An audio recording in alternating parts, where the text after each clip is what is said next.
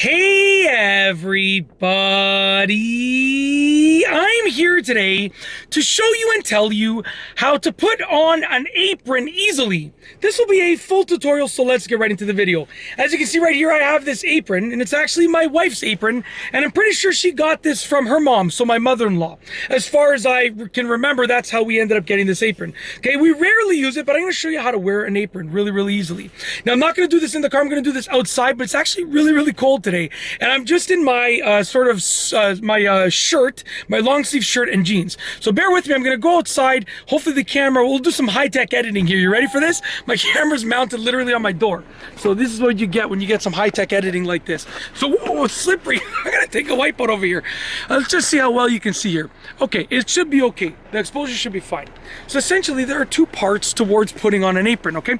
The first is gonna be your neck strap, and you can usually adjust this. So with this one, you can just tie it up looser or tighter, okay? You're gonna put your neck strap over like this, just like that, okay? That's the first step, and obviously you can bring it higher or lower, but really, you really wanna protect this area of your shirt for the most part. And then the second aspect of putting on an apron, and I got there's a couple neighbors over here. I'm in the parking lot of an industrial building, and I actually, without giving out too much information, I used to work next door. And I don't always see this building, but I worked next door. But I always knew this is an empty parking lot most days. But there's a couple houses over there, and I got a little bit of an audience there on their porch wondering probably what I'm doing. But the second part to putting on an apron is gonna be the little wraps behind here. And these essentially go behind your back. Now I'm gonna pull up my pants so you guys all don't get a nice show, okay? But essentially over here, just because I lost a little bit of weight, so my pants are really loose, so the back of my pants always ends up sagging. In case you see in videos my pants are always sagging, it's just because I need to get a new pair of pants, or many new pairs of pants.